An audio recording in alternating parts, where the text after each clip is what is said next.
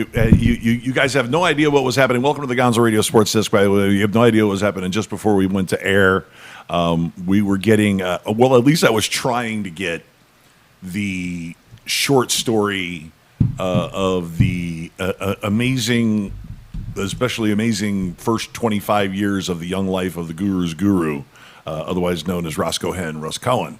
But as all the, I told him, okay, start the story, and I'm like, oh, it's 11 o'clock, okay. And our intro is like 55 seconds. Yeah, and he almost got painting the picture, and it's I heard like canals on both sides. Point. Yeah, there was canals. There was we're getting cross streets. We're getting directions, and I'm like, no, get to the 40 seconds. No, 30 seconds. Tell him, get to the point. It's worse than me doing stand-up comedy. Welcome, I'm Big Daddy Gonzo, seated across from me, resplendent in royal blue, and he really should scoot over a little bit just to center yourself. Center yourself, grasshopper. Am I centered? You are centered. Welcome to Damaz. Hello. Rocking the Under Armour. Are we getting a sponsorship from this? I've got some stuff out there. I'm just waiting for a call back. And I know Under Armour makes crap in my size. Yeah. So. Now, here's the thing I just want to mention about the glasses before anybody makes any comments. I realize there's rhinestones on them as I'm looking now, but I don't care because it's either C or not C, and I choose to C with rhinestones. So no, this is a side note here. Where we work, we find a lot of stuff. Okay, a lot of stuff. Everything from everything to everything. Well, some of the stuff that I like to take with me when I do find it is glasses. I found sunglasses, pretty decent pairs, but I'm not like expensive sunglass guy either. But I found a pair of reading glasses, okay, that were perfect for me. They were stretchy, they fit my big head, they were the right prescription. But they were from some of our more flamboyant customers? Well, I know my problem is I had them for about 3 weeks and I've already lost them. So you took reading glasses from a stripper. Well, I don't think they were hers. I'm pretty sure they weren't hers. But I lost them, so now I'm just scrambling before I leave the house to find some glasses. These are my wife's, very clearly, and so I'm wearing hers. But, and that's because he mangled these. Oh, those again. Fortunately, these are they're like $5.50 plastic pieces of crap, which could not handle your gigantic size 8.5 head. It's big, but big. That's okay. That's okay. So, enough from the pleasantries and asides. We must focus.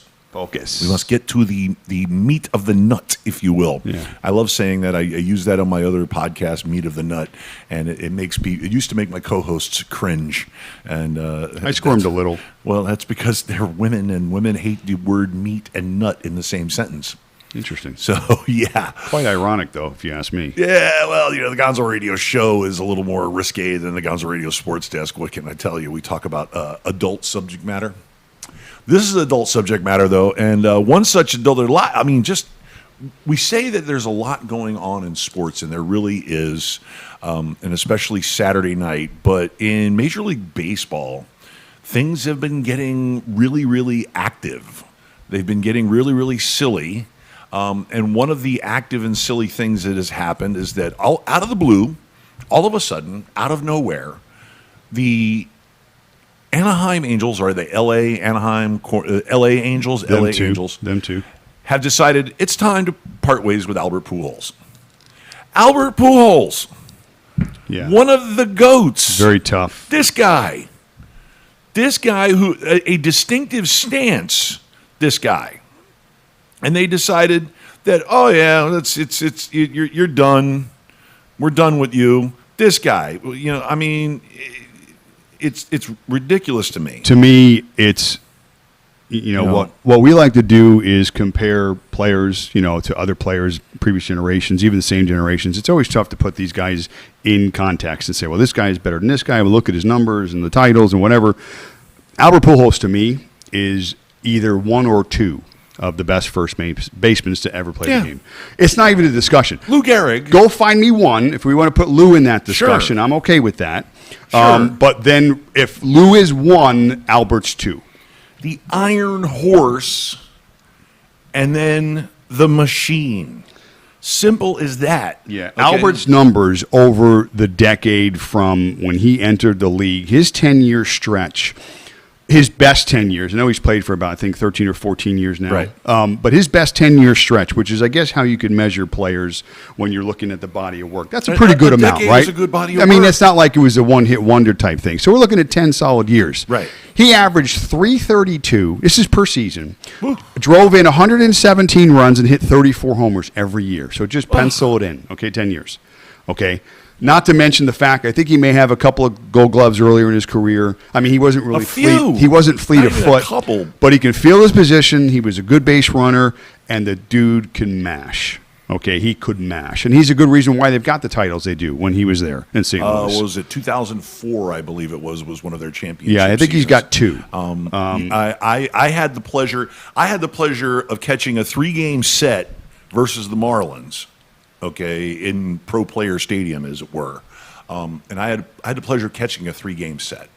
And when I tell you that he laid waste to the Marlins pitching staff, yeah. I mean he went through that weekend. He had to be in a 3-game set. He had to be 10 of 14 or 10 of 15. I know that on Thursday night he hit 2 homers.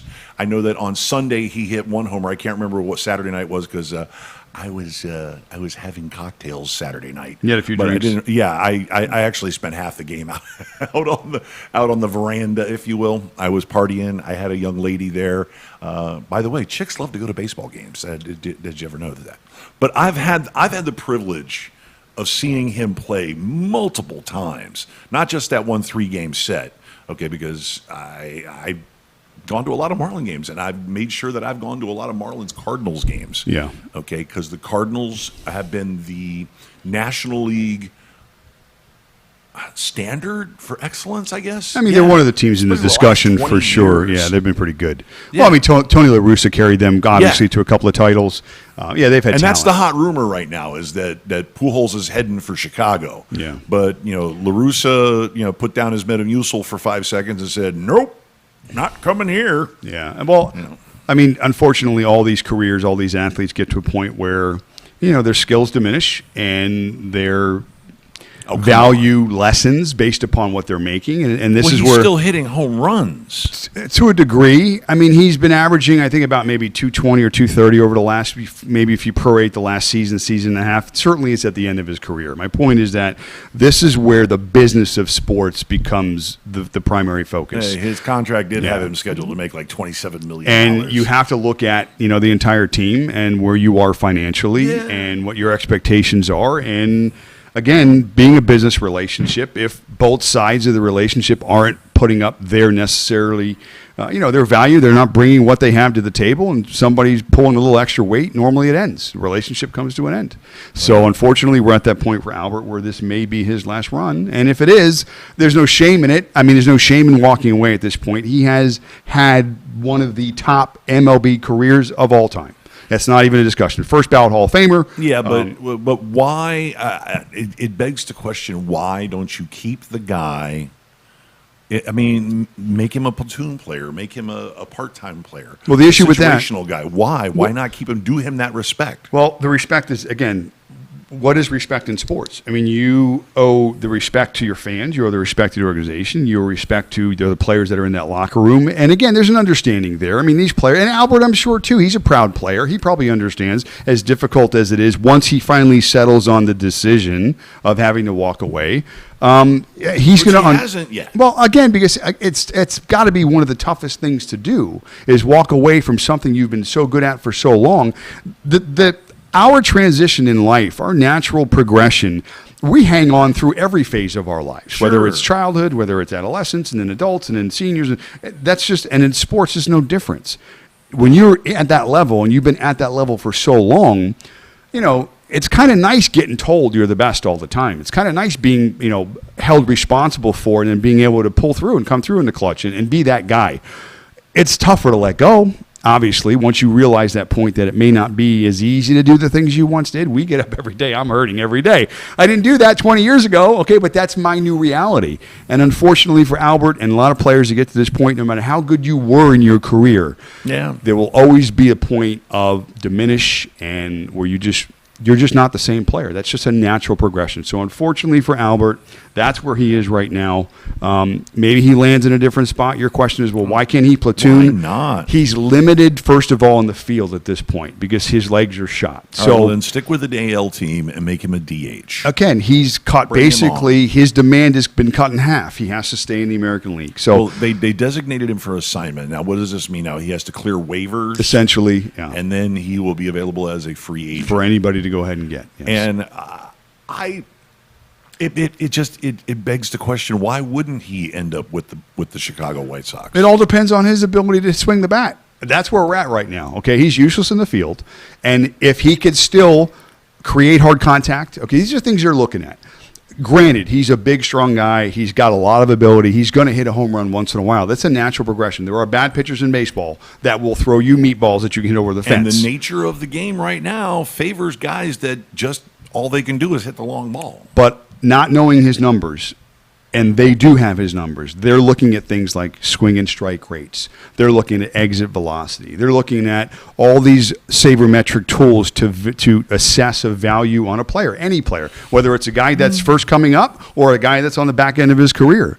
When it's time, it's time. The numbers don't lie. We always say this about everything. Just look at the numbers. And if he's got a natural regression towards bad things on 9 of the 10 sabermetrics that they use to assess a player's value, then guess what? Maybe it's time to hang up the cleats. It's sad as it is. We know that isn't going to happen in baseball, even with all those metrics. You know, there's going to be somebody. There's going to be a team where his old hitting coach is going to be, or there's going to be like LaRusso's managing the White Sox, or you will get him at, the Oakland A's will put him on the bench and wheel him out, once or twice a week as a DH. And he's the emergency first baseman. It all sounds good. A guy who you can put out there with a glove and he's not going to fall down dead. Well, type of deal. But this time of the year, I mean, obviously the first third of baseball, it's a long season. Teams are still trying to figure out who they are. I think the second third of the year, which we're getting to now here in the next week or two, is you know who you are, your plan is in place, and you attempt to execute. And then the latter third is your playoff push, whether you're in or not. If you're in, certainly you're doing every move possible for your organization to go into the playoffs and be successful. And if you're not, and those teams typically know who they are, they're looking at September call-ups. They're looking at building the organization towards next year. Yeah. And none of that stuff lends to picking up a guy off of waivers that was released by a team because of his production. I mean, you don't find Albert's not going to go somewhere else and reinvent his swing. Okay, he's not going to go someplace else and his legs are going to be healed because he's taken a couple of weeks off.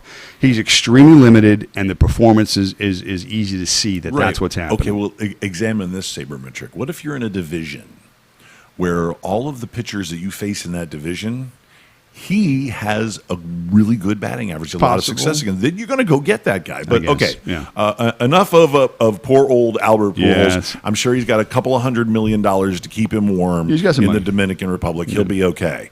But let's get on to the rest of baseball. The Yankees have kind of righted the ship a little bit. I think I said that earlier last show. I said the Yankees are going to make their run way out of it. And you knew they would. Listen, their lineup is as good as anybody's in baseball. They've King Konged their way out of it. Stanton's been on fire. He's hitting the ball a ton. Judge has gotten off to a slow start. He's starting to come around. LeMayu's the key for that lineup at the top. He's starting to hit the ball. 2.0. Garrett Cole's been a beast. That's been predictable. Their bullpen, Chad Green, other guys, Chapman, they've been okay. Again, they're the Yankees. They'll find a way, whether they get better on the field and Aaron starts to push a couple of buttons, or they get to the break and they're like, we need this, and they go get it. So it's understanding where they are, knowing who they are in that division. Talent-wise, they're still one of the better teams in baseball. It's a marathon, okay? It's 162 games. I think they now have gotten back over the 500 mark, 2 or 3 games over. It was still fun. It was still fun to razz Yankee fans. You want to tell Yankee, you want to go to Jake and Joe, okay, and you want to go, hey, how about those Yankees? After they lose a couple, it's like, oh. That's the fun part of it. The wheels are coming off the wagon, huh? But there are no definites 35 games into a baseball season. Right, but they always get that steely look, like, that Yankee fan look, like, it's okay. It's a long season. And they have it figured out. Right. They have it figured out. Right. This is what they have to do. This guy, get rid of this guy. Why'd they pay this guy? It comes from being a Yankee fan for so long, it's because the too Yankees much. have also been a standard of excellence in the American League. So they always go, you razz them, and then they go, nah, it'll be all right. We'll work it out.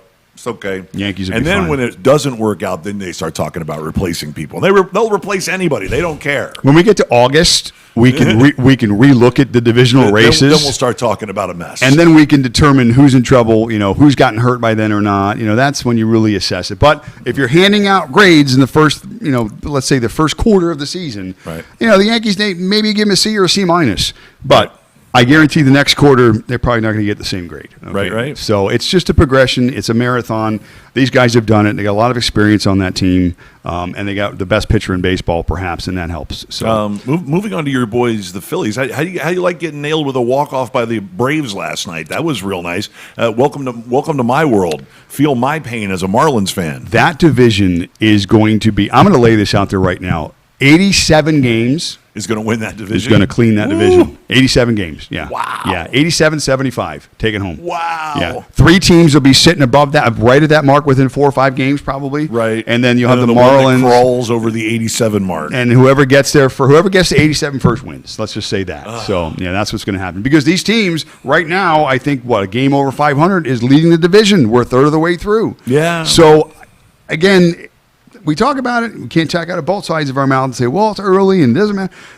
It's a decent sample size, at least for a team's overall performance. I can't see any one of these teams going on a 12-1 run. I guess it could happen, but I just don't see it based upon what I've seen so far. So, I'm going to say 87 wins takes the East this year in the National League, which going into that, I think you had it. Well, I know the Mets were. And it's not because the teams suck. It's because it's competitive. There's weaknesses. All these teams, even the Yankees, will go back to them. There's holes with every team. Okay, this is where we are in sports today. Yep. It's very difficult because of the business of sports to put a dominant product on the field across any landscape. Hockey, baseball, basketball. Okay, all the greats will struggle. If you have 3 or 4 all-stars, you're blessed. Again, but even having those all-stars, it doesn't translate into wins, okay? It doesn't translate into titles. Because, again, it's a long road in all these sports. So you have the ups. That's why managers are so important. In many of the sports they are. Certainly in baseball, very important. More personalities in baseball. Football's X's and O's. We can talk about that. That's across all the landscapes. I Don't agree. worry, we'll get to your boy Aaron later. Yeah, so it's the Yankees will be fine. They're starting to win again. The East, National League East, that's 87 wins, takes that. The Dodgers are very good like we thought. Injuries, what the hell? But they've got some struggles. It's going to be a fun season. It's going to be a fun season. It's going to be the second half. What is up with what do we have? We had like 14 no-hitters this week. Is that across the league? We're literally up to 7 for the year. We have a few. I believe it's 7 for the year. Right now, the beginning of the season. I can tell you this. 7 no-hitters. Yeah, I got a screenshot of that. And we had like 2 this week. Yeah. This was... And it's a bunch of lefties, too. This was... Okay. We have 4 no-hitters this year so far. 4 no-hitters. Wade Miley, John Means, Carlos Rodon, and Joe Musgrove. Okay, can I tell you that none of these pitchers were taken in my fantasy draft this year? And 3 out of 4 were lefties. Well, let's see. My Means, the lefty, wrote it. Yes, 3 out of 4, correct. Right. Joe Musgrove is the only righty on that list. I throw absurd numbers out there, like there's 17 no-hitters, and then there's 7. Well, and no, you're good enough. 4. I get it. Numbers. I know I'm not trying to disprove it. I'm just saying, and there could be 7 more by the time the season's over. Crazy. It's definitely feast or famine, it seems, at times. Strikeout rates are at an all-time high. We've gone over that, but home run rates are too. So it's either swing for the fences and not worry about moving runners and scoring runs. There are some guys out there that hack like a drunk kid. I'll give you the perfect example of where the game is today. Okay, baseball, obviously, with the rule change in extra innings, has added a player on the base paths. Okay, right. Throw a guy on second. And the reason for this was you had the naysayers complain about length of game time and, it's so boring. And, bullpens are getting taxed because now these games are going 15, 16 innings. If that happens, it sets you back maybe weeks, okay? Managers struggle with that all through the year. Okay, right. So here's the solution, because this is what we're going to do. We're going to put a guy in second base, speed games up. I can't see, I don't think I've seen a game yet in extra innings that's ended in the 10th, okay? last night, 12th inning walk-off. It took those teams 3 innings to score a run when they had a guy at second base. Yep. What happened to the fundamentals of baseball? What happened to actually trying to not be the guy? Just move the runner, put him at third and 1 out. You know what the percentages are? All these guys have these sabermetrics. These managers understand the game. Right. Let 1 out or less, man on third. I guarantee a runner scores 60% of the time. Okay? Now do the math. 3 innings, nobody scores. Hey, what's going on here? I've seen it. I've seen it with the Marlins because, of course, Marlins are the team that I spend the most time watching. But the few times, I think they've had 3 extra inning games, and I think almost every time, I can at least think of 2 instances where they have come up with the man on second, and the first batter, the leadoff guy, lays down a bunt. Move him over, okay? Because that's important to score runs. Yeah, Donnie Baseball knows. Yeah. You know, okay, that's just as good as our leadoff guy got a hit, and it's a double. Like I said, and now we 60% got of the no time. outs and a guy on second. Man on third, 1 out or less. That man scores 6. I guarantee it's 60% of the time. Exactly. Now the Marlins do it right, and here's the advantage too. If you're first team up, Donnie Baseball, Don Mattingly is an old school, smart manager. A couple of managers understand how this works, but many don't. And Joe the point Madden. is, another one, a guy that relies heavily on the sabermetrics. The issue with that, again, I see is just it's me, hit the home run. I understand. It's popular. Those are the clips you see on ESPN every night. But wins and losses still matter, at least to me, and to probably most of the guys in that clubhouse. Sure. I just don't understand why they're just not a little more efficient with this new rule, and they're giving you runs, and you're not taking advantage of it. Because it's hard to change strategies and philosophies midstream. I mean, even though the manager may be smart, and the manager may even be saying, just make contact at the very least, not lay down a bunt or just make contact. Yeah. Okay, instead you've got this kid up there, and it's what he does. He swings for the fences. Let me get a 2-run shot right here. Instead of moving a guy over and getting 1 run with 2 outs, let's just get 2 now. Nope. That's not baseball.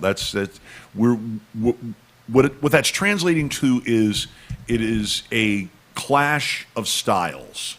It is a clash of the current style versus an old school mentality or an old school wisdom. Okay, and that's just that. All right, enough of baseball. Unless you have something extra. You have anything extra? Well, first of all, don't ever say enough of baseball. That's like a kick in the gut.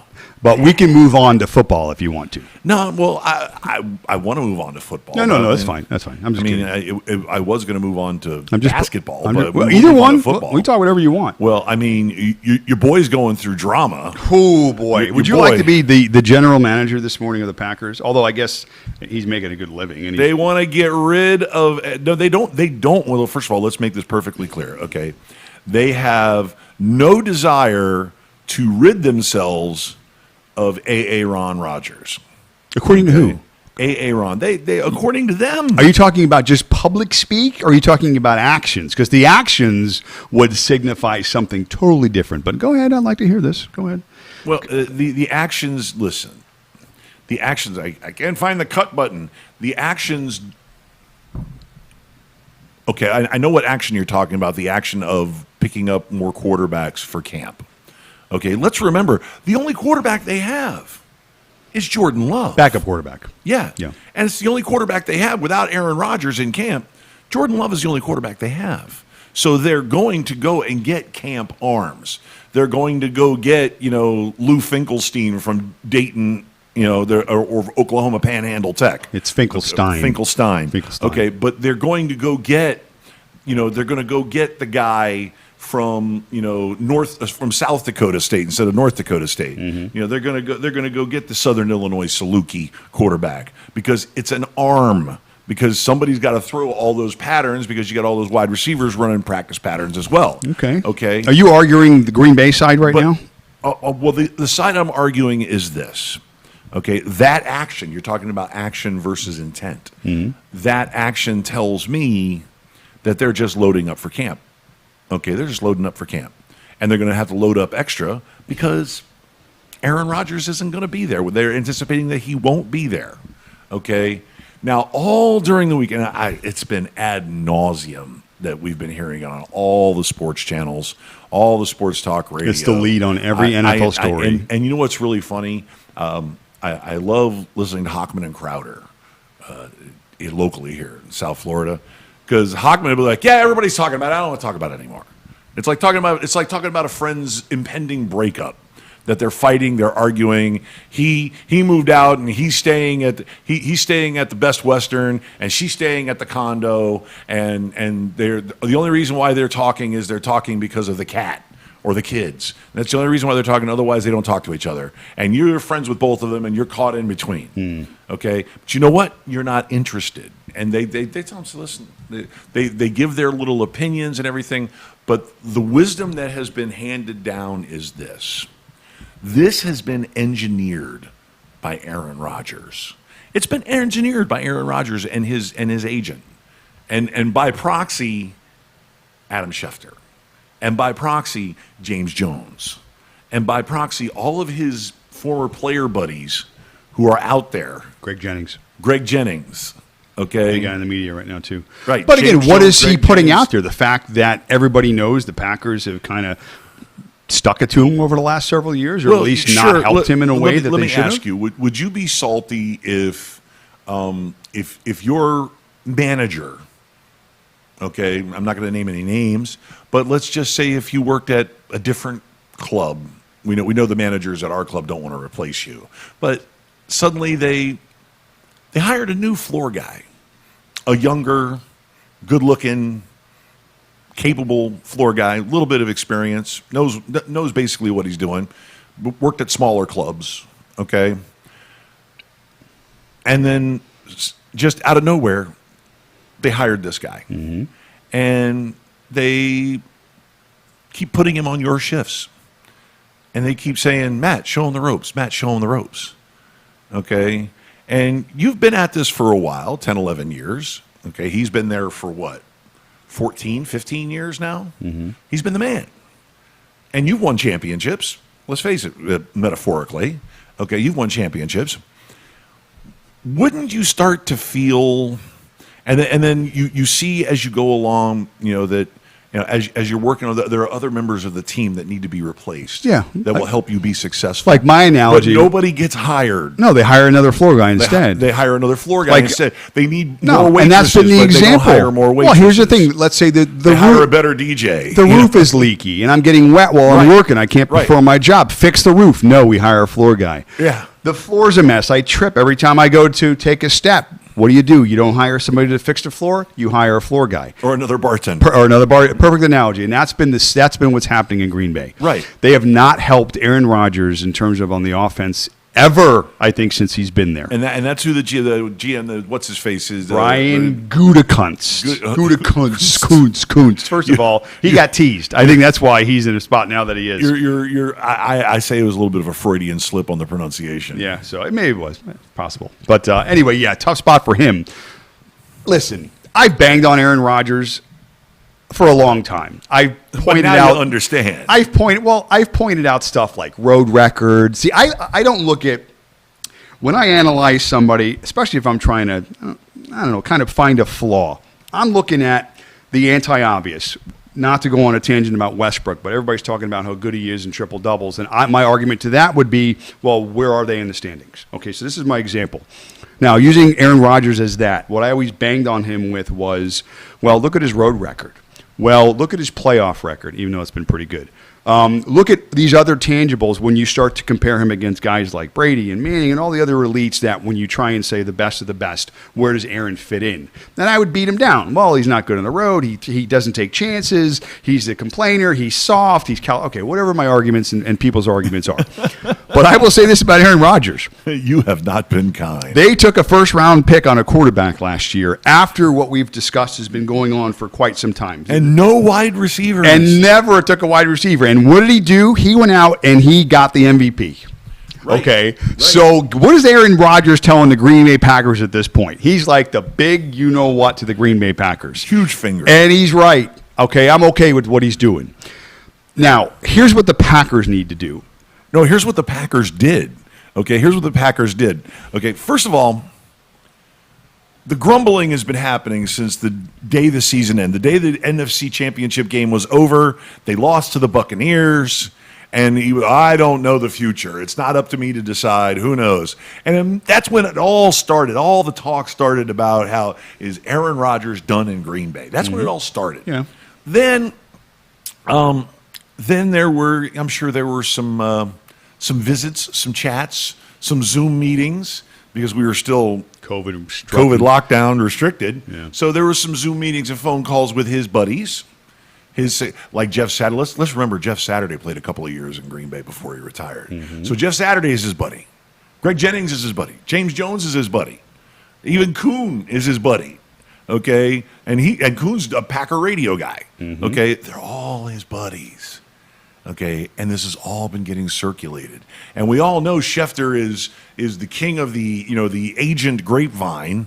So all you got to do is get all of these former player analysts, former teammate analysts, and the agent chitty-chatting with Adam Schefter, who is the pipeline of news and dirt in the NFL. And then it just gets simmered, boiled, saved, steeped, if you will. And then it gets released the day before the draft. That he is not coming back. That was very planned, by the way. Not coming back. That was planned. Okay, and what's the guy's last name again? Gutekunst. Kunst. One of those. Yeah. Gute Kunst. Gutekunst. Kunst, yes. Gutekunst. Gutekunst. Great name. First name Brian. Okay, which makes Dimitriv would be better, but no, Brian. We're going to go Brian Gutekunst. Well, Brian, I love the name. Well, is it Brian? Yeah. The first thing Brian is does. Brian like Karen for the women? You're like, oh, it's a Karen. No, like, oh, it's a Brian. Like Daryl or Chad. Chad. Yeah, I think it's Chad. I'll go with Chad. But the first thing, Brian does in the NFL draft, in a position where he could have drafted a myriad of very, very high-quality, talented wide receivers to extend an olive branch. That would have been a total olive branch. Even after hearing, that's it, I'm done. Okay, and in the back channels, he's talked to who's the Mark Thompson, who's the president of the Packers again? The guy who used to be a kicker for the Redskins. I mean, the Washington football team. The Washington football team. He called him up and he said, "Get rid of Brian. I'm done with this guy. I'm tired of him. I'm tired of him disrespecting me. I'm tired of him laying me out, making me carry the team on my back. I was the friggin' MVP last year. I got us to the NFC Championship game. Our defense collapsed." Yeah, they have 6 losses in 2 years. Yeah. So it's clearly Aaron Rodgers' team, and he's done everything. Brian. He possibly could. Brian. It's over. That relationship's Brian. over. Now, the guys are saying they want him to come back. He drafted a cornerback. He should come back. In the first round. He went cornerback. Yeah, it's over. In the first round. That relationship's done. Where he's going, people are saying... I just smacked my glasses against my microphone. Cornerback. Yeah. Yeah. Well, if that's not a big FU to your MVP quarterback, you don't want to play for us anymore. Oh, we need to fortify the defense. So, where do you go? I'll tell you what they do. They trade him. For a boatload of picks. And even a player or two, depending on the situation. Here's where the NFC Central is this year. Okay, these are the teams that are in the NFC. Now, remember, Packers have lost 6 games over the last 2 years. They're a pretty good football team. Obviously, Aaron Rodgers has a lot to do with that. But the biggest question here is, can Jordan Love play? They took him in the first round. Right. Okay? Now, they know if he can play or not. Nobody else has been able to see him play, but they must know. Okay, you would imagine he's been there for a year. They took him in the first round. Let's assume he can play. Okay, let's assume he can play. Let's assume that. We haven't even seen him in preseason because there was no preseason last year. Exactly. It's a total mystery. Let's assume he can play. Let's assume the Packers trade Aaron Rodgers to somebody, and let's assume they get a boatload of picks because that's what they're going to get. They're going to get 2 or 3 or 4 first-round picks over the next year or two, second-rounders, third-rounders, players, whatever. 3 firsts. This is where they are now in that division. they're going up against the Bears, the Lions, and the Vikings. Right. Okay, let's go over to the quarterbacks in that division. Kirk Cousins. Lions and Vikings and Bears, oh my. You have a rookie in Chicago. Okay, now. Uh-huh. And you have Jared Goff in Detroit. Yes. Okay, so put me up against those quarterbacks with the Green Bay Packers and whoever you can put at the helm, and let's assume it's going to be Jordan Love. I still think the Packers win that division next year, okay, regardless if it's Rodgers or not, because I think that the division is going to be that weak, per se, and that, again, assuming Jordan Love can play, the Packers are still going to be a viable team, not only in that division, but within the conference. So why not, if the writing is on the wall at this point, and it clearly is because of everything that we've mentioned, Aaron Rodgers, thank you. Okay, you were here for 9 years, 10 years. Appreciate your service. Thanks for the championship. And we're going to do the best for both sides. We're going to let you do what you do, and we're going to send you on your way. And we're going to get everything we can now in our hands, in our pockets, so that we can be a good football team moving forward. And to me, that seems to be the best way to go about this right now. But it all hinges on who is Jordan Love. Okay, what can That's he why do they for the gave Aaron Packers? Jones the bag. We'll That's see. That's why they backed the truck up for him. Listen, you got a good head coach, creative, all the things that we've heard about him. Let's see what he can do with Jordan Love. Let's see what the Packers can be without Aaron Rodgers. So it's time. It's going to happen. It's going to happen. And there are so many telling moments.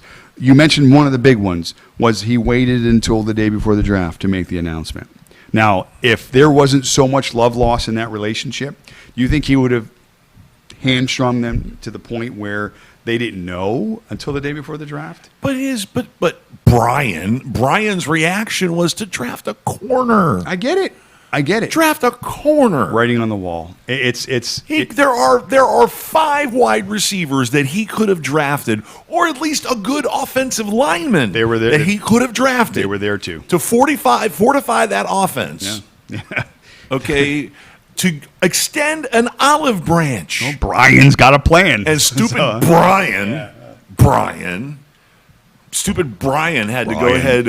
I'm going to get a cornerback. It's like, why don't you draft a punter while you're at it, moron? He could have. Steelers took one in the 7th round, by the way. You took a punter the size of a linebacker for crying out loud. He finished 4th in the world strongman. He's 5'10", 265, and he likes to tackle, which is good because you need to have an 11th guy in the field tackling. Well, yeah. Hey, you remember the Australian rugby player, the Australian football player who was the punter for the Chargers for the longest time? Yeah. And that guy was laying people out. Yeah, he was popular. Okay. Chicks and dig punters. He didn't start playing NFL football until he was like 41. I know. He played for like 5 or 6 years, and he was just laying people out. Chicks dig punters. Yeah. And it was hilarious. I'm like, I bet he played drunk. I bet he played drunk. Why not? I bet he had a couple of beers like, that's all I got to do is I got to kick the ball, and then if somebody's stupid enough to get past the defense, I'll lay him out. Reminded me of the kicker from Replacements, although I don't think he hit anybody. But yet, listen, if your kicker has an accent, he's probably not getting in the mix. But this punter and certainly the other guy. If you're an Australian rules football player and you're a punter, or you're a rugby player, no, you're hitting somebody. And you're a punter, you're hitting somebody. Yeah. You're like, wow, these are really cool pads. I got really big pads and a helmet. I'm going to crush you. Yeah, 2-a-days for those guys are fun. Oh, my God. Yeah, that's what they live for. So anyway, who are the Packers? Jordan Love's the question mark. It's the only question mark for me. So, yeah. Do you go get 3 first-rounders, a second-rounder? Got to throw a second-rounder in there. Sure. Why not? Might as well. And then let's say he goes to the Denver Broncos. So you're getting 3 firsts and a second. And you're getting Drew Lock? Do you get Drew Lock, or do you get Teddy Bridgewater? Who's going to be the guy that offers competition to Jordan Love? That's the big question right there. I mean, who do you go for? Teddy wants to start, so right. I don't know if he's going to be in that discussion or not. So Teddy would be the guy that could it be a Jerry Jeudy, could be a wide receiver that they've been needing for all this time. You're going to want a quarterback. You're going to want a quarterback. You're going to want somebody who has starting experience. You're going to want to have somebody who is capable. Wouldn't that be the kicker? Not the kicker. No, not the kicker. But wouldn't that be just the irony of the entire thing, Right. that he gets traded for a receiver and picks? Meanwhile, that's all we've been talking about is getting them a receiver, and then he ends up getting him Brian. Good job, Brian. It was a real Brian thing to do. Now, Jerry Jeudy. Brian went ahead and traded for a receiver instead Wow. of another quarterback. Aaron Rodgers for Jerry Jeudy and 47 picks. To me, it seems like a good trade. You're going to have 2 first-round draft choices for the next 3 years. Okay, for the next 3 years. Okay, you thought the haul that the Dolphins got for a lineman? Yeah, for an offensive tackle. Yeah. For Laramie Tunzel. They got 18 the guy picks. the guy with the weed bong face mask. Yeah, well. Who played for you for a year and a half. He played well. He was good, and he's been good. Yeah. Okay, but you think that haul was something. Yeah, This is ROI Aaron on freaking that Rodgers. was off the charts. Yeah. Yeah. So the return is going to be epic. But here's the problem is the return you're going to get, you're going to end up, those 3 picks are all going to be in the mid to high 20s. You're going to be scraping the bottom third of the draft order for the next 3 years. And then hopefully your draft order is close to that area too. But what you've seen in all these drafts is if you can even get any combination of 2 first-round picks, if you you're trade up, and if you're in a position, and there are always teams that want to trade down. If there's a special player. Well, but you can always, there's always teams that want to trade down every year. So, right. And a lot of times it doesn't take much. It only takes you to go up 3 or 4 or 5 spots. And when you're looking at this, maybe on its surface, maybe 2 first-round picks for that one player doesn't equate. But when you put it in the whole ball of ROI, when you said, for instance, Tunsil, right. When you look back and go, well, okay, maybe this particular trade, 2 picks for one, wasn't exactly what we were looking for, but we got these 2 picks because of this. Right. So now we did this and ended up with this. Wow, look at where we are now. Right. And that's a huge nightmare difference. scenario. Worst case scenario. You make this great trade. You get Teddy Bridgewater, 3 firsts and a second. Okay. You go into next year. You give Jordan Love his shot. He can't beat Teddy Bridgewater out for the starting job. Teddy is your starter for the entire season. Okay, he's he's well versed with the NFC Central or NFC North. Is it? No, they're the North, right? They're in the North. Central. It's considered the Central, but now it's the North. Yeah, it's all wacky. The Norris division. Yeah, that too. All right, but he's very familiar with that from his time with Minnesota. Mm-hmm. Okay, he's a capable starter. He may not be flashy, he may not be brilliant, but he's a capable starter. Okay, now you go into next year's draft. You still have Jordan Love for 2 more seasons after this year. Who? Jordan Love. We don't know who he is, though. And if he sucks, then you have a chance with 2 first-round draft choices to trade up because next year there's going to be 4 top-flight prospect quarterbacks. And you got to take your shot there. I mean, the same principle applies to my Miami Dolphins. This is it. This is the year that Tua gets to show us he made progress. Okay, because last year he showed us a little bit of deer in the headlights, a little bit of freshman jitters. I think everybody would agree that last year there's an asterisk, right? Okay, in one way or another. Yes. Some guys maybe overexceeded Right. or overexcelled. Some guys didn't. Whatever. But it's really tough to quantify Right. a true value because of all the variables. Oh, for real. Now, for real. after this year, with Tua using him as an Right. example, You gotta after second evaluate. year, then it's a reevaluation process, and Right. I think it's more fair. Let's end this whole Aaron Rodgers thing. Whatever they decide to do, Green Bay. Okay, let me give you worst case scenario. He quits. I'm done. I retire. Retires. What does Green Bay get? Not then? like Brett Favre retired when he come back a month later. Green Bay gets Ugats. Okay, Ugats. they get nothing for him. Okay, That doesn't count. That's in a different language, right? it's the same thing. Yeah, Yeah. as long as it's the same meaning. De mierda. Ugats. So We can curse in a foreign language, but not. that's totally fair. Yeah. Okay. You go Italian, I'll go Spanish. They got to figure something out pretty quickly because he's got that ace in the hole. Yeah. And if he gets a little more angry, which it clearly seems that he has the right to be, he could very easily go play Jeopardy or go do Jeopardy and whatever the hell he's going to do else, and then even come back a year from now if he decides to. And then Green Bay is left holding the bag. They don't want that to happen. Okay, they need to get on the ball here. They need to realize where they are. Trade Aaron Rodgers, get the most they can for him. They're not going to lose in that situation. They can't let their inability or ability to draft or figure out if they have a quarterback or not hamstring them from moving forward for the next 5 years. Because it doesn't matter if Jordan Love can play or not. If they get nothing for Aaron Rodgers, that's a crippling blow for the organization. I'll take stupid Bryans for 2,000, Aaron. It's true, and that would be a question too. That would be. Let me tell you what. That would be the ultimate. And I mean, a twist. Yeah. Okay, because if he retires, and like you said, no matter what language you put in there, scheiße, gats, mierda. Doesn't matter. Doesn't matter. El Zippo. Migna. That's Italian also. Migna. Setto. Okay. Yeah, keep it going. does not matter what you get nothing. Yes. Okay. And nothing That's sucks. That's going to be the end of Brian. Yeah, nothing sucks really bad. Brian is the guy who ran him out of town. Yeah. You know what 100 nothings is? It's still nothing. Oh, Mark Thompson's the guy's name. I didn't even have to look that up. I remembered him. Yeah. But they're president of football operations. Yeah. Because I tell you what, if Aaron Rodgers walks, sits out a year and comes back, which is incredibly horrible too, but if he walks and the Packers get nothing, let's remember the Packers are owned by the community of Green Bay. Yes, they are. Okay? And you can bet that there's going to be a vote. The board will meet, and the board will not only meet to vote to fire him, vote of no confidence, whatever, but I think there will also be some suggestions that maybe they put him in stocks and walk him down the street and beat him with sticks. Okay? Because he will be the most hated man. Now, here's in something Northeast will affect Wisconsin. the rest of us. You piss off Green Bay, our cheese prices go up.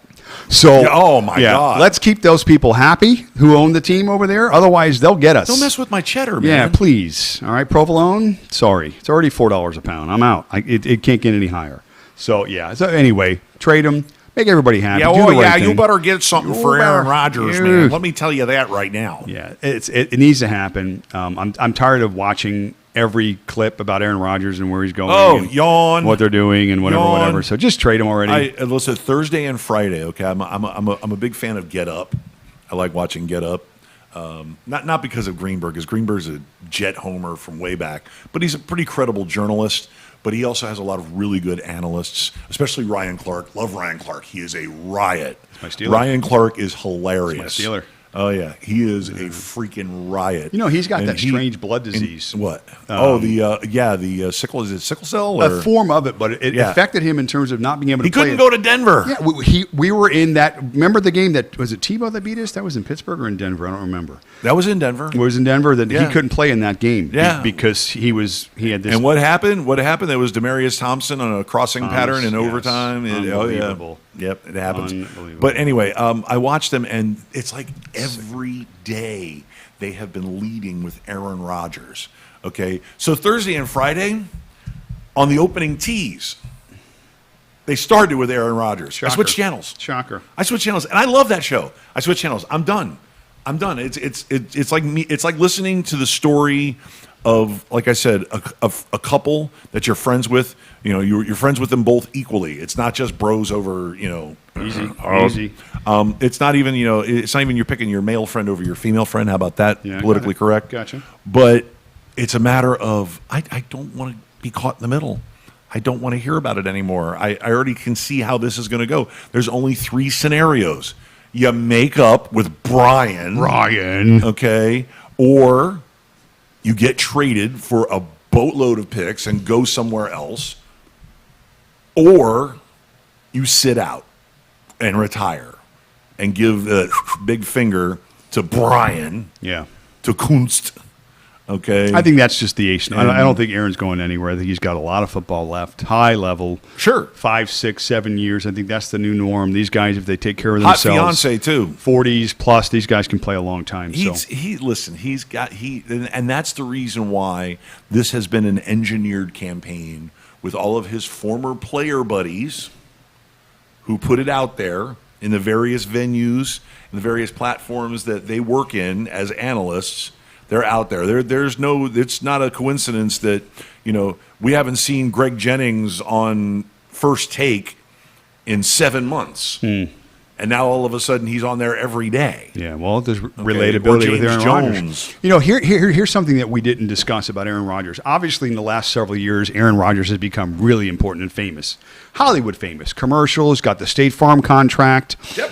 Jeopardy, clearly the new one, but the State Farm contract is he makes about $30 million a year in endorsements. Funniest commercials on TV. Now, he's got an image now. He's got to be careful. Sure. He has to be selective in terms of his moves, okay, because they're in the spotlight. He was already in the spotlight, but now he's got those investors to worry about, and he's got those people in the business world that are talking to him on a daily basis and monitoring everything that either he says or is said about him. Yeah. So it's very important for him to make the right steps moving forward, and I think that's why he's generally been a very candid guy, and on the flip side, sometimes guarded too, but he's always this. He's always level. He's always straight. He's never up here. He's never down here. Northern California cool. That's the part of Aaron that works and that is going to keep him afloat, I think, in all this. Unflappable.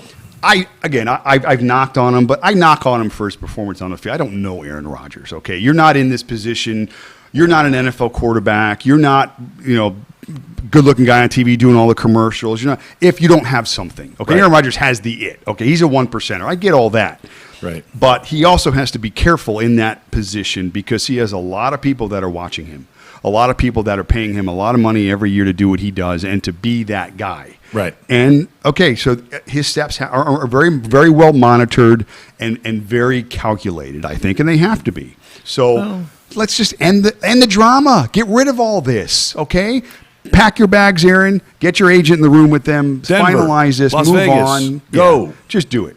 Yeah. Just do it. So let's start talking Denver about or Las something Vegas, else. go. Well, and first of all, before we get out of this, okay, one thing that we have seen over the span of the entirety that we've watched football, okay, is that these quarterbacks, you can always tell when the quarterback is a little bit of an elitist, a little bit of a jerk, no matter what the quality of their play is, okay. One thing that you always see is you only see pictures of the jerk quarterbacks are always alone, or they're always just with their wife or their kid, okay?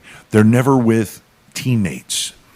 And what do you see with Aaron Rodgers? You see at the Kentucky Derby, he's with 3 current and 3 former teammates. Yeah. Okay, people still hang around Aaron because Aaron's a cool guy. I get that. Okay, you see teammates around him. I get that. Because he's a good guy to hang out with. Okay, I hate to bag on Dan Marino, but I don't see Dan Marino taking pictures with his former teammates unless it's at like the Hall of Fame ceremony. Exactly. It's like something official. Yeah. Okay. You don't see Mark Duper hanging out with Dan at the pool. Yeah. Okay. You don't see Mark Clayton going out with him. You don't see John Giesler or Dwight Stevenson hanging out with him at a restaurant having dinner at his birthday. You just don't, because he's a loner. He's a standoffish guy. The same can be said for John Elway. And a douche. Okay, and the same can be said for John Elway. Yeah. Same can be said for a lot of quarterbacks. But one of these guys, Aaron Rodgers is one of these guys that he is a leader. He's a personable guy. Tom Brady. Have you heard anybody say anything bad about Tom Brady? No. Anybody that's played with him? No. Say anything bad about him? And if anything, what you're hearing now more is that he's, I don't know, loosened up or lightened up. I just think it's more of the system. He feels better about who he is right now, too, Right. I think. Because he's gotten out of that Belichick and that Patriot way. And, Right. And, he probably, listen, people don't necessarily change. It's just that they're able to show themselves now. Right. Well, no, Brady's always been a locker room leader. Oh, no, that's 100%. I'm not questioning and leadership. And it hasn't been like tyrannical. No, I'm leader. not questioning leadership. Okay. I'm questioning. He's a guy who shows up 2 hours early and he shakes every security guard and janitor and trainer and the tape guy, shakes everybody's hand, shows everybody equal respect. And he goes around to every teammate, okay, as his pregame preparation allows him. And he says hi to everybody, defense, offense, special teams. Okay, he's a busy guy during the preseason because there's 70 guys to talk to. Okay, but he's one of those guys that he knows it's the team game. Even though you may be the individual by which everything else, you are the straw that stirs the drink. And by everything, all successes hinge on your ability. You see it as a team game, and you ingratiate yourself and you show respect to everybody. Okay, and that's what Aaron Rodgers is. I mean, you got guys like that. Guys like Russell Wilson is like that. Derek Carr is like that. Yeah, a lot of quarterbacks. Tua Tagovailoa is like that. Okay, you see a lot of guys like that. Okay, another guy I heard about like Gardner Minshew. Okay, the reason why everybody loves Gardner Minshew in Jacksonville is because when he showed up humble. He showed up ready to ingratiate himself to everybody. I thought it was the porn stash. I thought that's what the stash sold is great, but I mean, you just look all down the line at all of these young quarterbacks coming in, and the standoffish guys seem to be the ones that have alienated themselves. Okay, and these young quarterbacks are learning that you have to ingratiate yourself to the team and the organization. Sure you do. So, well, you have the keys to a $4 or $5 billion machine. Right. You have to do things the right way. You don't just have to kiss the owner's ass. Top to bottom, you have to be the guy that sets the bar on every level. So hopefully that's for sure. Yeah, that's for sure. All right. So, by the way, I just want to say Russell Westbrook got another triple-double just this morning. Just as we were talking. Yeah, just in practice. So, that one was for his mother. By the way, happy Mother's Day to all you mothers out there. Mom, happy Mother's Day. How do we not start with that? My mom is en route right now back to Port St. Lucie. She came and spent 36 hours. We went to Butterfly World. That's nice. I went to Butterfly World. You got a little something on your shoulder. It's a butterfly. Yeah, no, it's a dead butterfly. Butterfly stuff. Butterfly stuff. Yeah. Pollen. Yeah. Actually, a very nice place, very serene. It was a little crowded yesterday. I'm sure it's absolutely mobbed today. Anybody get hurt? No. Are the butterflies wearing masks? Yes. All right, then I'm going. But it's a nice little place. It's actually someplace I think I would actually, if I wanted to chill and I wanted to have time to peacefully think to myself, that I would go during the week when there's not so many people there. It's pretty dope. But it's also costs a lot of money. I was just going to say, where else can you go pay $40 for a ticket and get shit on by butterflies? Right? I think that's pretty cool. Right? Yeah, I mean, that's a good deal. But yeah, it was pretty dope. And happy Mother's Day, Mom. Happy Mother's Day to your mom. Happy Mother's Day to your mother and to my mother, of course, as well. And all the mothers out there that make the world go round. So, because that's what they do. Except you crappy mothers out there. And it's really sad that I do know a few people who have crappy moms. Me too, in a way. And it's like, how could you be a crappy mom? Yeah.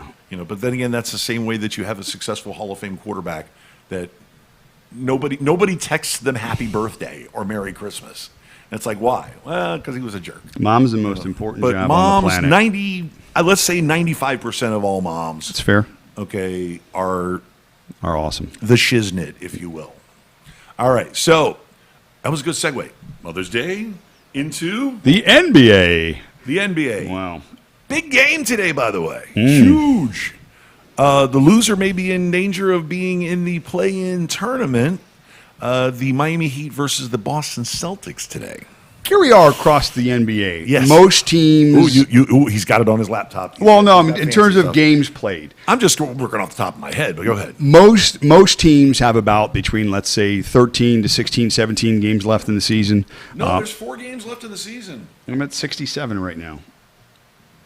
It's a 72-game season. Oh, they cut it by 10. I'm doing the math wrong. My bad. You got 5 games left for most of the teams. 4 to 6 to 18. I did a quick math in my head. I'm doing 82, 75. Okay, got it. Here's the deal. Are you drunk? I wish I was. I don't even drink. I need to start, though. We talked about that. We should start drinking. Yeah, we should drink during the show. That would make it really fun. Great. Okay, you're right. It is a huge game for the Heat today. Huge. But we've said it all year long. The Heat are where we thought they would be. Okay, they struggled earlier in the year. They had the COVID-related issues first part of the season. All of the guards at one point had been hurt. They're getting healthy now, even though they made the Oladipo trade. He's been hurt.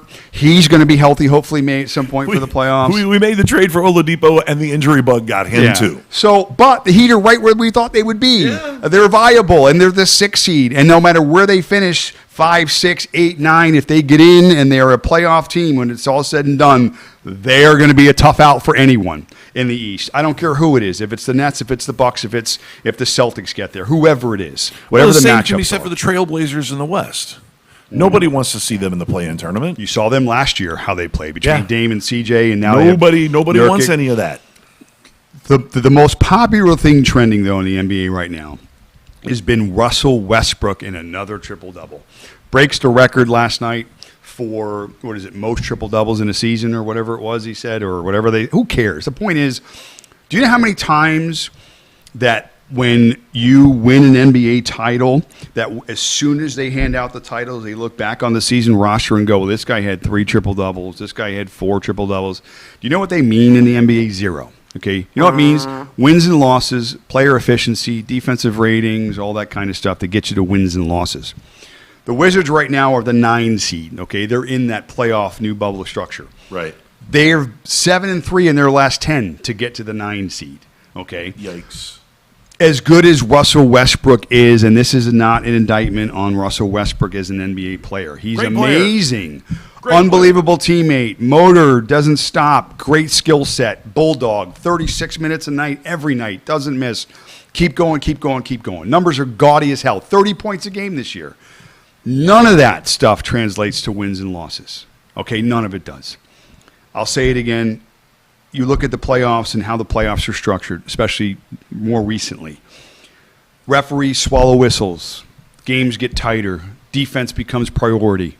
All the things that... But Russ is a banger, though. He is, but the problem is He's a big that boy. when you get into, and this is proven, when you get into the playoffs, the referees swallow the whistles. Okay, by next show, I'll have somehow quantified the differences between free throw attempts in regular season and what the free throw attempts are in postseason. Almost non-existent. I'm going to say I guarantee there's a pretty sharp drop-off there. Huge. But I don't want to go ahead and throw numbers out. I just know there is a drop-off. My point is that considering that less attempts means less points, which means a guy like a Harden, a guy like a Westbrook, who depends on the whistle to generate offense, you may not get that time. You may not get that situation in the playoffs. And these guys are still shooting 40%. Russell Westbrook is a 42% shooter career. Okay, this year he's shooting 30% from 3. He's not any better than that over his entire career. Right. Today's game is about 3-point shooting and obviously efficiency, because everybody in the NBA is scoring 125 points now, at least Right. during the regular season. That won't be the case in the playoffs. Okay, right now you can shoot 40% on an NBA night and you can put up 125 points because you get to the free throw line 40 times. Right. Well, and listen, we all know the cumulative effect is the team 3-point average. Okay, the team 3-point average. And if you have a point guard who fires out a triple-double every night or every other night, okay, he is a triple-double machine, but he's only got a 30% success rate from 3, you better surround him with a bunch of guys that are shooting in the 40s. Because you have to have an aggregate team total a better, I think it was 42% or 42.5%. I'm not sure what the North league of that, average there are is. the teams are successful. I mean, it makes sense why teams are shooting the 3 more. You Right. get an extra point. Even if you're only at 42% Right. for 3 and say 51% Shoot for 1,000 of 2 numbers, when you lay it all out, you shoot more threes, you get more points. That's how it works. We get that. Steph Curry made 11 last night. Yeah, he's really good, by Bananas. the way. He's really good. Triple doubles does not translate to wins, certainly does not translate to titles, to playoff success. Okay, that's not how that works. Was that somebody just landed on your patio out there?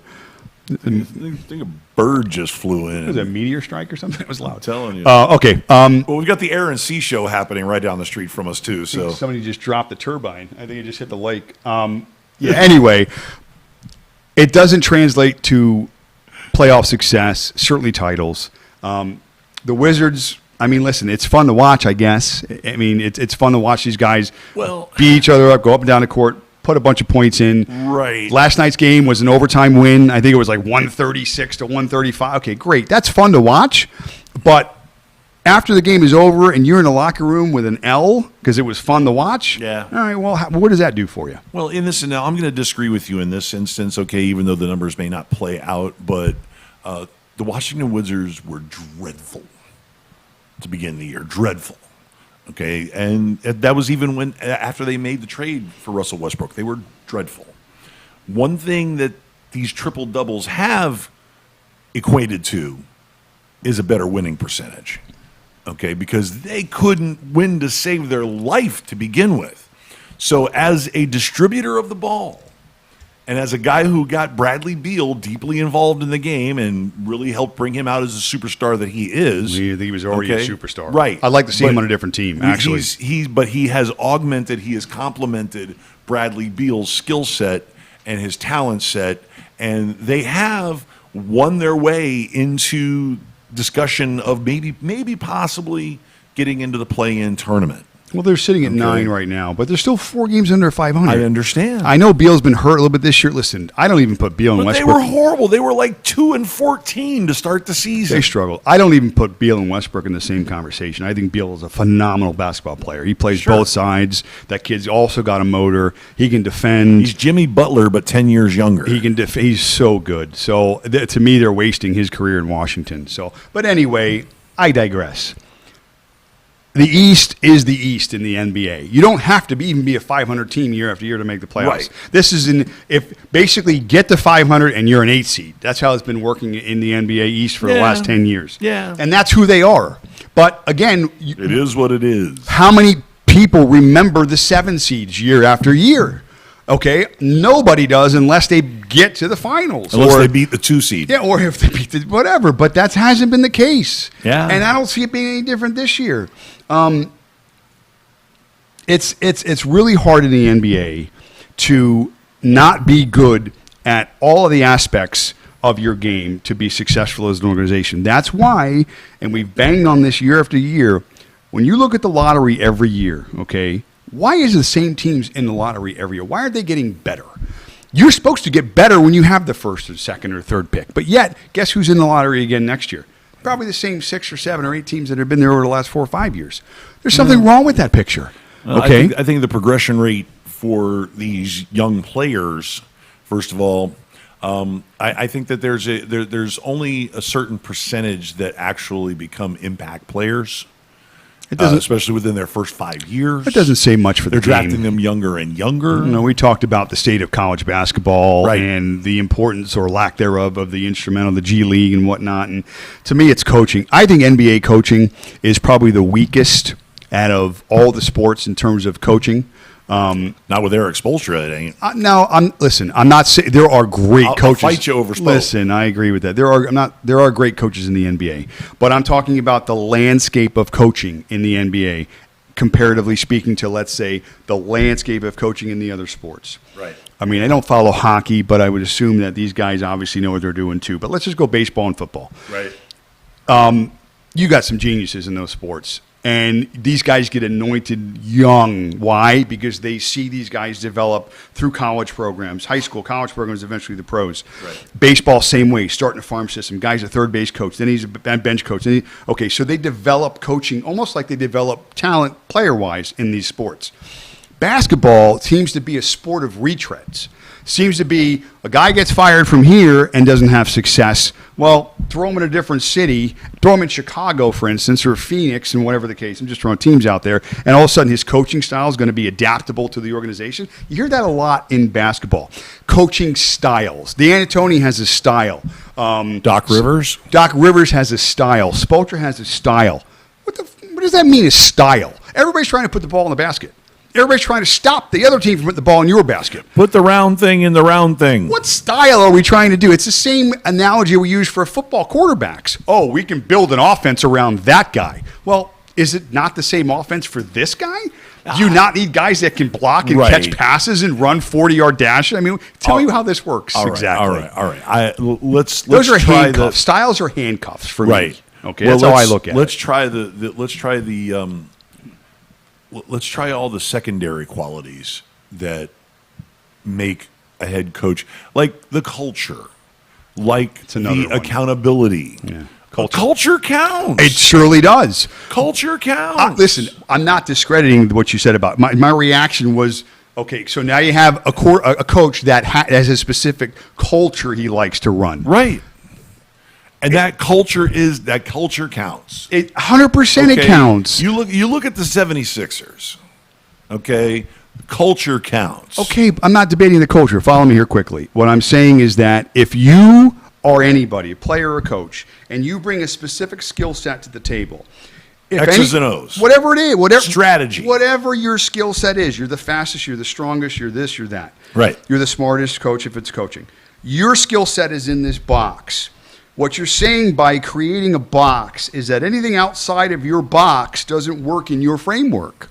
So yes, I'm not debating if culture is important. What I'm saying is that it's important for the coach to develop the culture, not to come in with a predetermined way to do things. Because granted, if everybody falls in line, that works. And the consistency of an organization like the Heat, that's been their MO. So you have balance. You can do that there. You can do it in Pittsburgh. You can do it in certain organizations that have had the track record, the history, the success, the laurels to hang your hat on. That doesn't work across 90% of the other sports landscape where you have a new coach every 3 years who's coming in with his system. Well, why do you have that happening every 3 years? Because his system only works under these circumstances. That doesn't work for me in terms of assessment of a quality coach or player. It's called adaptability. When you come into a situation, you don't know what the variables are going to be. You don't know what John's personality is and how it's going to work with Andy's personality. But it's your job as the coach to manage John and Andy's personality together. Maybe what you bring to the table doesn't fit John. Maybe it fits Andy. Or maybe one day it fits Andy. That shouldn't matter. Your job is to make it all work all the time. You're constantly recreating that culture based on necessity and variables. You're constantly reassessing situations so that tomorrow's decisions are not the same as today's decisions. Okay, I don't like to be put in boxes like that. And when you do that, and the quarterback analogy we've used is exactly the same, build an offense around this guy's skill set. Well, what if things break down within his specific skill set? You're screwed. What do? You've already built it around A, there's no B. There's no C. I'll go you one better. Okay? It starts above the coaches and the players. It starts with the general managers. It starts with the coaching, with the hiring of the coaching staff. It starts with the philosophy that the organization has. That's where it starts. It starts at the top. It starts with Pat Riley. It starts with Mark Thompson.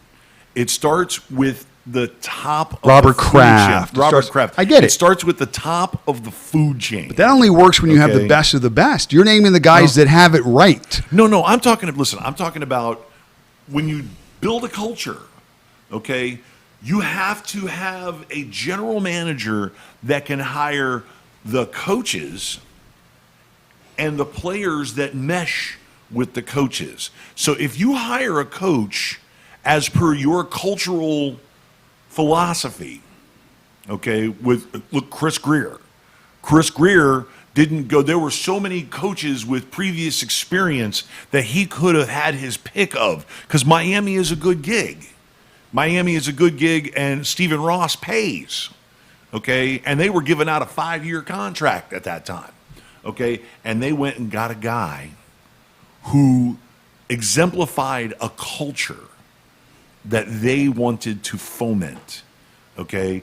And they flipped the damn roster. Flipped it. They got rid of a first-round draft choice. They got rid of a first-round draft choice that was in a Pro Bowl. They flipped players. They flipped it. Why? Because Laramie Tunsil didn't want to hear Flores. Minka Fitzpatrick didn't want to play on that style of defense where he's got to vacillate between. He's got to be flexible. Well, he's got to be multi-talented. I'm going to defend Minka slightly. That was at a time still with the Dolphins. We're not sure who they were, right? And we're just staking their first steps. And that's fine. But what I'm saying is that it starts with the general manager. It starts with the president of the organization. 100%. They have to be the one to you essentially you hire the chef. And then you tell the chef, this is the food that we want to make, and we want to be the best restaurant that makes this menu. But you're going to hire a chef that you know is good at making this food, making this Italian food, this Chinese food, this sushi. You're going to hire that guy, and then you're going to buy the right products. Everybody has strengths and weaknesses, obviously. Right. And to be in those positions, you have to have a lot of strengths. I get that. All I'm saying is that you can't bring a culture to a situation. But you can match a coach. You can match a coach with a culture. Okay. You can. But what I'm saying Look is at Doc Rivers. Okay. And Doc Rivers is not coaching with Boston anymore. And Doc Rivers can be criticized for his coaching style. And even though he went to a new team, he went to the team that fit Doc Rivers. Doc Rivers couldn't fit to any team. This is my point, is that I would rather be associated with a guy that can adapt and adjust and can get to a situation and create a culture based upon what's there and what develops, instead of bringing my box of stuff, my toolbox, and saying, okay, well, I got to use every tool I have in my toolbox, but if I need a flathead screwdriver to fix this, and I only have Phillips heads, guess what? I can't turn the screw. Okay, and that's the problem I'm saying. Very few coaches, and you did name some of them, and very few organizations have every tool they need in their toolbox, regardless of what they have in front of them. They just do. Most don't. And that's what I'm trying to say. That's the difference. That's why you see organizations and dynasties and teams win year after year, because they have got every tool in their toolbox needed. And they don't create based upon having to create. They adjust and they make better. Bruce Arians. A lot of guys like that. Unfortunately, a lot of guys are not like that. And that was my only assessment on how you can be a better coach, be the best coach at any particular sport. And we mentioned how baseball, certain sports are more important than others because there's a lot, because certain sports you need more tools. Joe Madden. Football, you need probably the most tools out of any of the coaches. Okay, that toolbox has to be massive. Your personalities and players and the business, massive. Okay, big toolbox. Okay, you should be covered if you have a big toolbox. Baseball, basketball, football, other thing, whatever. Joe hockey. Quinville. There's a lot of guys out there. So again, I just don't like to come into a situation knowing that I am only going to succeed if I do this. Because if everything falls into place, yeah, you'll be successful. But what if it doesn't? What if you got to make a right or a left you didn't plan on, or if something falls out of the sky and you don't realize it and you're like, now what do I do? Look at my toolbox. Oh, it's not in my system. It's not in my wheelhouse. And then you got Don Shula. There's a lot of guys. Chuck Noll. I mean, you can go on and on. There's a lot. Shula. Don Shula was, at the time of Dan Marino, Don Shula was known as the grind it out, run the ball 45 times, ram it down your throat. 3 yards in a cloud of dust. Yeah. Exactly. Yeah. Okay. That was his mantra. Okay. And he played it. Straight out to 1983, he played it. And he came off of appearing in a Super Bowl. And he got the opportunity to get a guy with an arm like Dan Marino. And you can bet your entire backside that he changed. Oh, yeah, no question. No question. But the culture didn't change. No, it didn't have to. It didn't have to, because his culture... The game plan changed. The personnel changed radically. Right. Well, I mean, listen, you are who you are. I'm not saying that these coaches have to come in and be different people. Listen, you're in that position. There's only 30 of them in the NFL. Okay, so you got to be pretty good at what you do. Right. You have to be good at all these other things we've talked about, managing personalities, and certainly there are some better than others. But the ones that are better than others are the ones I explained. They're the ones that have the biggest of the toolboxes, that can handle any situation, that don't come into an environment with a strict set of rules and a strict set of patterns and behaviors. You know why some superstars don't want to come to Miami to play for basketball, for the Heat? You know why some of them don't want to come play for the Heat? Because Riley's intimidating, or the system is intimidating, or they have to work really hard. Maybe is that part of it? It's hard work. Yeah. It's accountability. Okay. And I mean like hard accountability. Okay. You have to weigh in. You can't be fat. If they have established what they think is going to be your ideal playing weight, then they're going to hold you accountable. Okay. You're going to have to run. You're going to have to work. There's no days off. Yeah.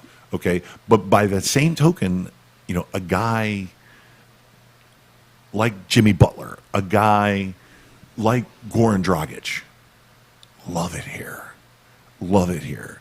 Because they have that mentality. It's part of their culture.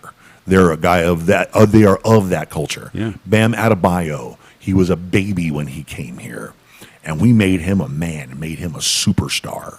Okay? Now, some guys, everybody's like, well, how come you never picked up Boogie Cousins? I'm like, because Boogie Cousins never passed a sandwich shop he didn't like. Well, not only that, he's a baby and has still a baby. So he never took the next step. Let's face it. Listen, Boogie is a world-class athlete. He has had a fantastic career. He is an absolute monster. He's the but Cam you all know, Newton you of the know, NBA. and you know as well as I do. He's been playing 15 pounds overweight for the last 5-6 years. He's had injury issues. Well, that's the reason why. He too. is the Cam Newton of the NBA. Okay. A guy that was Sure. super big, super strong, always the fastest, the biggest, the Oh, but strongest, jumped the highest. Cam's cut. Cam's 11% body fat. I know, but I'm just saying in terms of athletic ability, in terms of natural prowess, being better than everybody on the court. There were 3 or 4 years where you look at Cousins' numbers and his lines, 25 and 15 every night, blocks, shots, all.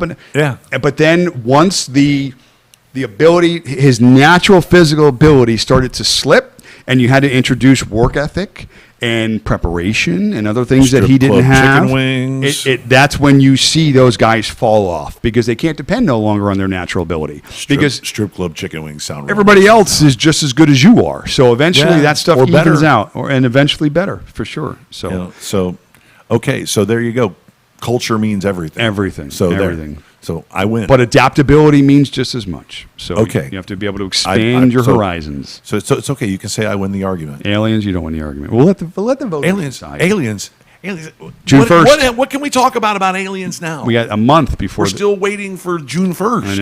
I know. We're still waiting for the info to Here's come what's out. scary for me. What's that? And this was brought to my attention from Diana. I'm going to be away that weekend. That's Memorial Day weekend, Oh, 29th, yeah. whatever. Oh, so yeah. I'll be in a state where you can't even own a fire weapon, a gun. You mean in Massachusetts? I'll be on the island in Nantucket. But yeah, there are strict gun laws up there as possible. So if there's an invasion after June 1st, the bougiest place on earth. and I'm in Nantucket, I'm screwed. So, but they have a dispensary there, so at least we'll be able to. Do you really think that We won't feel do, pain. Do you really think that if an alien race invades this planet and we come at them with guns, pew pew pew pew? Listen, the only thing that gun is going to be good for is for you to go, I'm not going to be a slave. Okay, that's the only thing that gun You got is it gonna all be good wrong. for. I'm not shooting the aliens. I'm shooting my neighbor.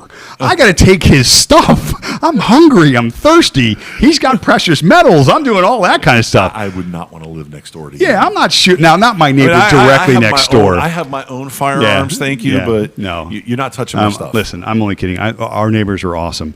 Maybe it's their neighbors I'll probably have to shoot. So, yeah, no, listen, I'm shooting people. I'm not shooting aliens. So I know better. I'm friends with the aliens. Aliens are going to come out I'll there be with like- disintegrator rays, man. Just like, nah, I'll you're be throwing done. up alien gang peace signs whenever we can do. So. Whatever you can do. Just listen, I'm on your side, guys. All right. Let's go get Well, the let's dirty get- humans. let's get out of here Let's get the before the dirty aliens humans. yeah, I'm on your right. side. Well, listen, we've got that Miami Heat Boston Celtic game coming up, and I really want to see that. Yeah, it's at 1 And o'clock. and I also want to catch a little bit of the Aaron C show, which we can occasionally see a Blue Angel fly by as they take their approach to go back to the beach. It's really cloudy, It's overcast crazy. today. Yeah. So there, you can't see it. Well, we can because they fly out here. I'm telling you. No, that's a coffee machine. The other day, Thursday, I'm riding my bike. I'm out on my bike trails here and riding my bike, a little 15-minute, 20-minute bike ride, just to clear the head and everything. And I'm having a good time. Then all of a sudden, I almost rode my bike into the lake. Nice. I almost rode my damn bike into the lake. That's a YouTube moment. It made me flinch and run off the bike path. Okay, and I was heading towards the lake. I was like, "Whoa, hey, whoa, Lake. Whoa, pay attention. Two Blue Angels. Nice. I was like, "Oh yeah, Aaron C show. Oh, okay." Scared the crap out of me. What? But I never thought it was aliens. Never, not once. Never. Oh, they're up there. Nope. Yeah. No. When I was a kid, I lived in Opelika. I lived about 2 blocks from Opelika Airport. Okay, and Opelika Airport, on the south side of Opelika Airport, has this wall of trees, these giant pine trees, these Florida pines, giants. I mean, these things were like 40 feet high. Okay, so it was their barrier. Okay, and so every day I heard some sort of activity. It was a Coast Guard naval air station, so I heard some pretty big planes. But when the Blue Angels air show came, okay, everybody took their cars. You get 5,000 cars parked along the west side. The service road there. And, yeah, and everybody was watching and everybody's having a good time. They're flying over my house. I'm sitting in my backyard in a lawn chair. That's kind of nice. And I'm just watching them just roar over and roar past and do fly in formation. And I get to see the whole show. And I got that for like 7 years in a row. It was nice. great. That's nice. I was spoiled. So Aaron C. shows, yeah, whoop-de-doo. I've seen them all. But okay, so we will come back at you next week. If I'm not dying from the side effects of my second COVID shot, which I am getting my COVID shot, my second shot next week, next Saturday. Just don't plan on getting pregnant.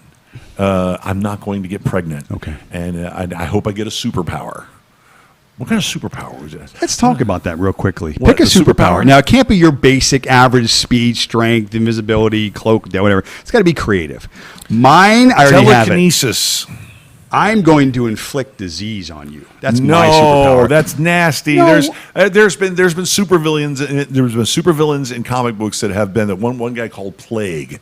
Okay, so trust me, no, you don't. That's disgusting. What's wrong with you? Listen, you didn't let me finish. Not major diseases. Well, like head colds.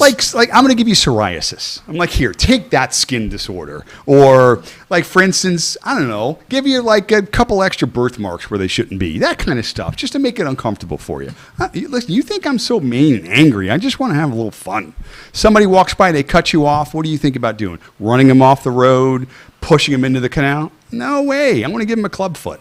Just have them drag a leg for a few weeks. Teach them a lesson. This is what I'm talking about. Club foot on your driving foot, no less. Yeah, I mean, that's what I'm looking for. Something I want like to move. I want to move crap with my mind. Well, that's a little intense. I want to move stuff with my mind. All right, that's fair. Well, I want to be strong. I want to break through walls. So, but I think the alt almost disease is kind of cool. You know what you think? Yeah. Like droopy eye. Boom. Then all of a sudden your eye sags. You know? Give you lazy eyes. Those kinds of things. Conjunctivitis. You give conjunctivitis. I got a better one. Guy's got a beautiful hairline. I don't know. Give him a receding hairline. Make his hair fall. Yeah, exactly. A guy with who does I don't know, like Suave commercials. Just like wakes up tomorrow and he looks like me. All right. Before we get to 12:30 and we absolutely lose all credibility with their 17 viewers. Thanks a lot for watching and viewing and listening and hanging in with us this Sunday afternoon. I hope that we will see you next week, that I'm feeling okay, and I think I probably will. You don't have any clubfoot or psoriasis. Either one. If it gives me clubfoot, I'm gonna come over to your house and put it on. I'm gonna touch you with the clubfoot. Oh no, that's the worst thing ever. Ew. Oh, he's got clubfoot. And next week you take your real estate license on Monday. Yeah, the week after, the day after and then you get to tell me how much it sucked. Yeah, I do. I will. Yeah, we'll be studying between then and now. So on behalf of myself and the Maz, thank you very much for coming along on our Sunday adventure. You can, of course, catch him at MLB Joy Us on the Instagrams, and he'll eventually get a Twitter. And, of course, you can search anything Gonzo Radio on any platform, and there we will be, or at least I'll be there, and he'll be there. Sidekick. Yeah, sidekicking. Yeah. Anything you want to say to the nice people before we go? Have a great day. You want to give them clubfoot, I know. Mothers, again, out there, thank you very much. You're awesome. We love you all. I love my wife, who's a mother, and I love my mother, who's a mother. So thank you, all your mothers out there. Happy Mother's Day to everybody. What he said. We'll see you guys next week. Thanks a lot, and bye.